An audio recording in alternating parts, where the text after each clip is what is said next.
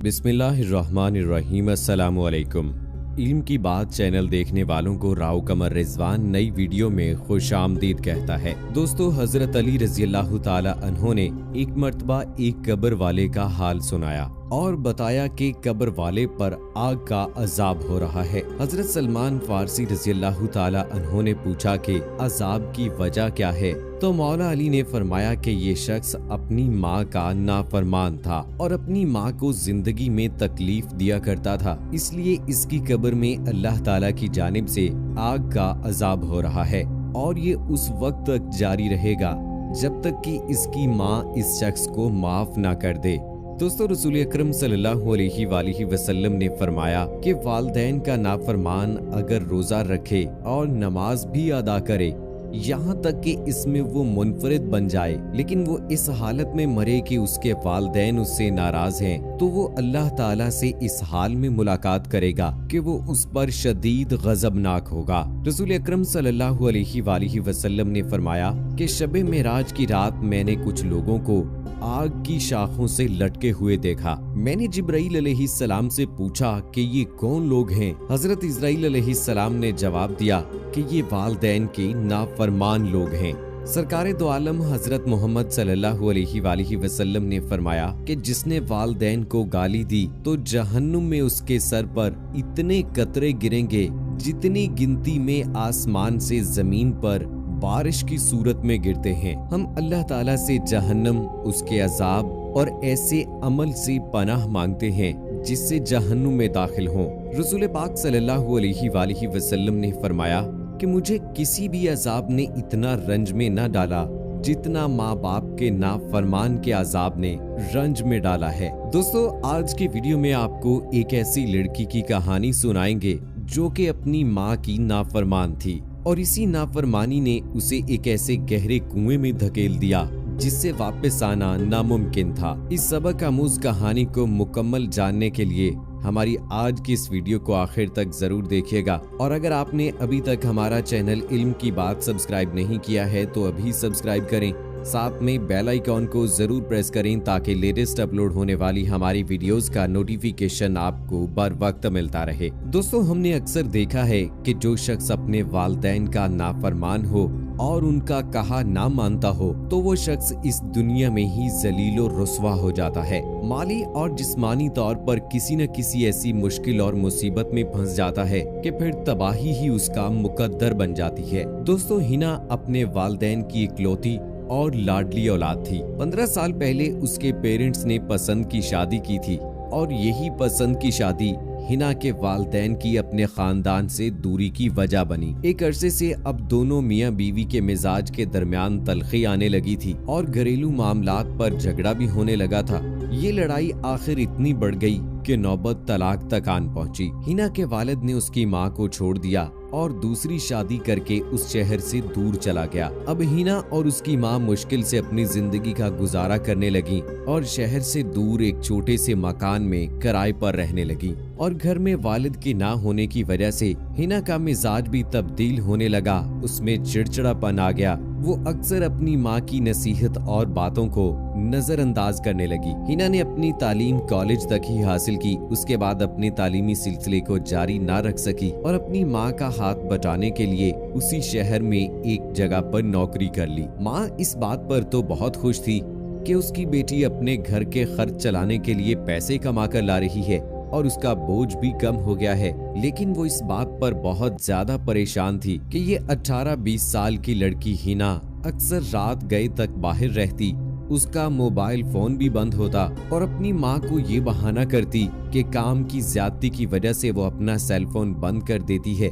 हिना की माँ को इस रवैये पर शदीद तशवीश लाहक हुई। अब हिना की माँ और ज्यादा परेशान रहने लगी थी और उसने सोचा कि किस तरह से अपनी बेटी पर नजर रखी जा सके। उसने अपने घर के बाहर एक सीसीटीवी कैमरा लगवा दिया और रोजाना सुबह उठकर ये वीडियो देखती और चेक करती कि रात को उसकी बेटी कितने बजे घर आई थी। हिना अपनी माँ की इस हरकत से बहुत परेशान थी और शदीद गुस्से में थी और उसने अपनी माँ से झगड़ा भी किया कि तुम अपनी बेटी पर शक कर रही हो, ये अच्छा नहीं है। लेकिन हिना की माँ ने कैमरा वहीं पर लगाए रखा और रोजाना की बुनियाद पर ये चेक करती रही कि उसकी बेटी रात को किस वक्त घर लौटती है। दोस्तों, एक रोज हिना अचानक गायब हो गई। माँ को इसी बात का डर था और वही हुआ। हिना की माँ कई दिनों तक इंतजार करती रही। ना हिना को घर वापस आना था और ना वो आई। हिना की माँ की हालत अब गैर होने लगी थी। उसने बदनामी के डर से किसी से भी जिक्र ना किया और अक्सर घर के मरकजी दरवाजे पर खड़ी रहकर हिना का इंतजार करती रहती। न उसने अहले मोहल्ला को बताया, ना ही किसी अपने रिश्तेदार से ये बात डिस्कस की। एक दिन हिना की माँ अपने घर के मरकजी दरवाजे पर खड़ी थी। अपनी बेटी का राह तकते तकते अचानक बेहोश होकर गिर पड़ी। मोहल्ले वालों ने हिना की वालदा को उठाया और हॉस्पिटल मुंतकिल कर दिया और लोगों ने ये बात नोट की कि हिना की वालदा के अस्पताल पहुंचने पर भी वो हॉस्पिटल नहीं पहुंची और ना ही वो अपने घर में मौजूद थी। मोहल्ले वालों ने इस बात को तशवीशनाक जानकर फौरन पुलिस को इत्तला कर दी।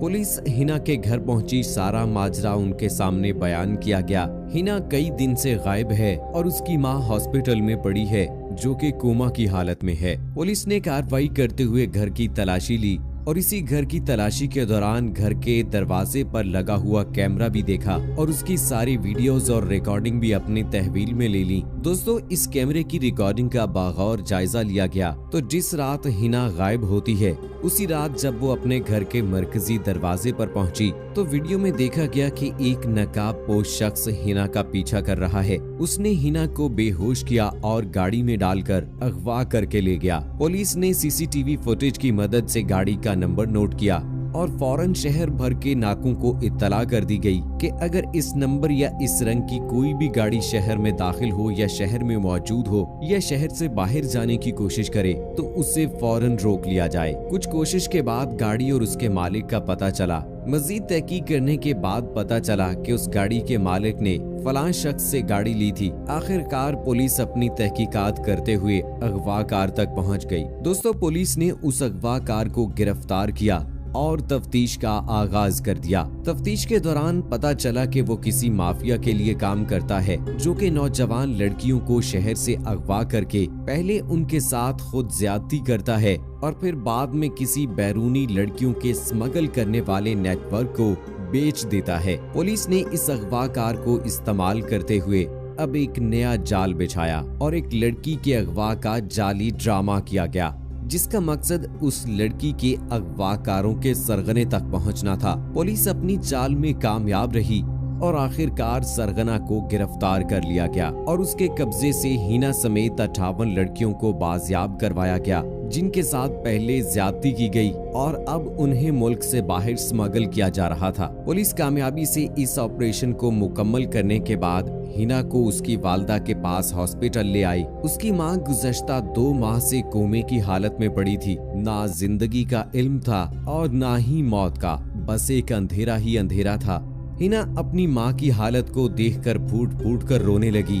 बाप की अलहदगी के बाद हिना का सहारा सिर्फ माँ थी, लेकिन जब माँ का सहारा बनने का वक्त आया तो उसने माँ की नाफरमानी शुरू कर दी और आज उसके साथ जो कुछ भी हुआ वो इसे अपनी माँ की नाफरमानी का नतीजा ही करार देती है। दोस्तों, बेशक अल्लाह ताला ने और रसूल अकरम सल्लल्लाहु अलैहि वसल्लम ने हमें बता दिया है कि माँ बाप का कितना बुलंद मकाम है, कितना बुलंद मर्तबा है। बस कामयाब हैं वो लोग इस दुनिया में भी और अपनी अब्दी जिंदगी में भी जो अपने माँ बाप की फर्माबरदारी करते हैं, उनकी इज्जत, उनकी कदर, उनका एहतराम करते हैं, उनका हुक्म बजा लाते हैं। बदकिस्मत हैं वो लोग जिनके वालिदैन हयात हैं और वो अपने माँ बाप की फर्माबरदारी नहीं करते। वो ना सिर्फ अपनी आखिरत को तबाह बर्बाद करते हैं बल्कि इसी दुनिया में अपनी इस दुनियावी जिंदगी को भी तबाह बर्बाद कर लेते हैं। दोस्तों, अल्लाह से दुआ है कि अल्लाह ताला औलाद को माँ बाप का फर्मा बरदार बनाए। जितने माँ बाप हयात हैं अल्लाह ताला उनको सलामत रखे